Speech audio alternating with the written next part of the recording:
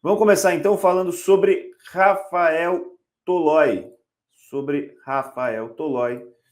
Que passou por exames e teve lesão na coxa detectada.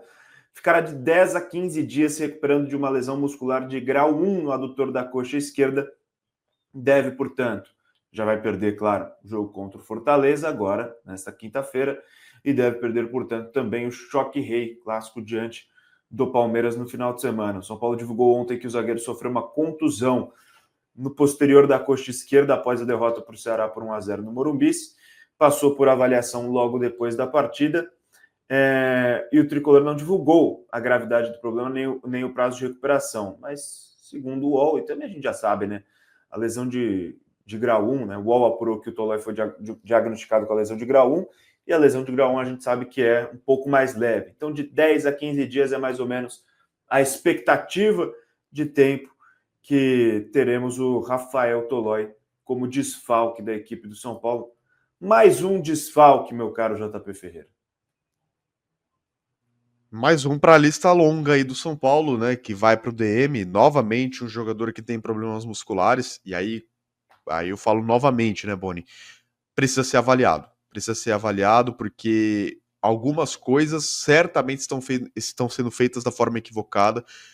Seja recuperação, seja preparação física. São Paulo precisa fazer essa avaliação, precisa reformular os seus departamentos, porque não existe, cara, um clube que tenha tanta lesão muscular como o São Paulo. Rafael Tolói, Ferrarese, Marcos Antônio, recentemente o Wendel também ficou fora, tantos jogadores fora por lesão muscular, cara, e assim, eu tô falando agora de relance, mas a gente tem outros jogadores que estão lesionados também. Ao longo da temporada a gente teve várias lesões musculares, né? Vários jogadores que ficaram de fora aí por conta de lesão muscular. O próprio Oscar, antes dessa lesão agora das vértebras, ele teve um problema muscular, foi recuperado, entre aspas, para jogar um jogo da Libertadores, né, um jogo contra o Talheres, mas voltou claramente antes da hora, porque não estava 100% e sentiu novamente a lesão, ficou mais tempo ainda parado.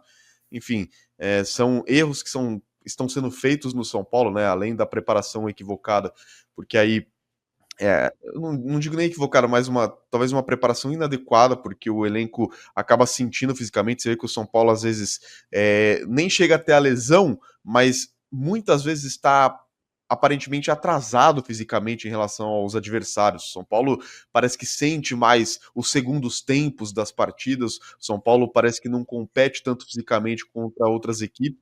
E aí, quando não tem lesão, isso é prejudicado também no resultado dentro de campo, porque o São Paulo não consegue ter o mesmo fôlego do que os adversários. Pelo menos essa impressão que a gente tem em muitos jogos do São Paulo, que parece que o São Paulo está sempre naquele limite físico, sempre no esgotamento, enquanto os adversários conseguem ter mais condições físicas. E aí, alguns jogadores acabam até tendo essas lesões, como é o caso do Tolói, como é o caso do Ferrarese, como é o caso do Wendel recentemente, como é o caso do Marcos Antônio, que está lesionado mais uma vez, tinha acabado de voltar de lesão também, jogou 2 jogos e machucou novamente. Então, complicado, cara. O São Paulo precisa fazer essa avaliação porque não é normal. Não é normal esse número de lesões tão alto. Eu entendo que lesões de ligamento muitas vezes podem ser azar, mas lesão muscular, isso está relacionado sim com a preparação física, de repente com a parte de fisiologia, a parte de recuperação também precisa ser analisada. São Paulo precisa precisa fazer uma avaliação geral no clube, né, nos seus departamentos, para ver o que está sendo feito de errado, Boni, porque, repito, não é normal esse alto número de lesões que tem o time do São Paulo. E não só as lesões, mas a parte física do time em relação aos adversários, ela está aquém do esperado. São Paulo, que sempre foi referência nessa parte, a impressão que eu tenho é que o time está sempre no seu limite físico nos jogos. É uma pena. Eu vi no X, o antigo Twitter, recentemente, uma pessoa lembrando que, lógico, a gente lembra, muitos jogadores do futebol europeu vinham se tratar no Refis do São Paulo, né, enquanto estavam lesionados durante suas trajetórias nos grandes clubes europeus. Inclusive, o São Paulo contratou muito jogador assim, né? Jogador que vinha se tratar no Refis, falou: fica aí, joga uns 6 meses por empréstimo, só para você voltar ao ritmo de jogo, depois você volta lá para a Europa. Contratou muito jogador assim.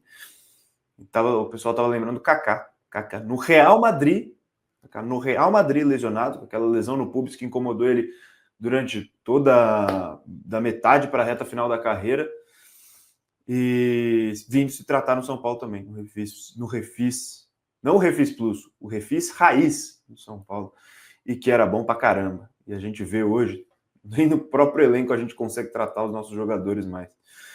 Enfim, com essa lesão do Rafael Tolói, o Crespo talvez tenha que mudar de esquema tático. Por quê? Porque o Arboleda também tá fora, né? O Arboleda tá fora, assim como o Ferrarese. O São Paulo só tem 2 zagueiros à disposição, o Alan Franco e o Sabino. Tolói, Ferrarese e Arboleda estão fora. Tolói e Ferrarese no departamento médico, o Arboleda com 3 cartões amarelos está suspenso. Então existe a possibilidade de o Crespo ser forçado a mudar de esquema, colocar um esquema com 2 zagueiros, uma linha de 4 defensores, ou se quiser manter o 3-5-2, uma possibilidade é improvisar mais uma vez o volante Negrutti, assim como aconteceu na derrota para o Santos por 1-0. O que você prefere e o que você acha que é mais provável, JP? Olha, Boni, eu acho que a chance, a oportunidade do Crespo mostrar que tem variações táticas, né? Que ele é um técnico que consegue mudar o seu esquema, consegue mudar o seu sistema de jogo, que tem criatividade e também tem repertório. Essa é a oportunidade, porque a partir do momento que você vai ter 2 zagueiros à disposição de origem, eu mudaria o esquema. Eu colocaria uma linha de 4 defensiva, com Cédric Soares, Alan Franco, Sabino e Enzo Dias. E aí, cara, eu faria um sistema de jogo um pouco diferente, né? Faria ali com 2 volantes, né? Para esse jogo de quinta-feira, entraria talvez. Cara, é difícil a gente falar porque todo mundo tá mal. Todo mundo que eu falar que eu colocaria para jogar tá abaixo. O Alisson tá mal, o Bobadilha tá mal, o Pablo Maia tá mal. Então tem que escolher 2 entre esses caras aí. Então eu escolheria Pablo Maia e Bobadilha. Acho que, né, foi a dupla talvez que tenha dado mais certo. Lógico, a dupla que mais deu certo no ano foi Marcos Antônio e Bobadilha. Se não tem o Marcos Antônio, acho que dá para manter o Bobadilha e colocar o Pablo Maia na dele, né, como primeiro volante, com o Bobadilha um pouco mais avançado.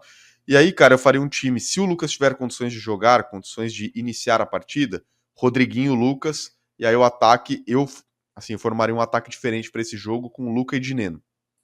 Eu formaria um ataque um pouco diferente.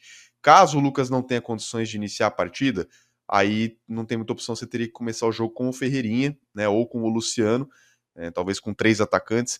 Enfim, tem que ver quem que vai ter à disposição, cara. É difícil que a gente tem que falar do São Paulo, Boni, pensando talvez que determinados jogadores não estejam 100%.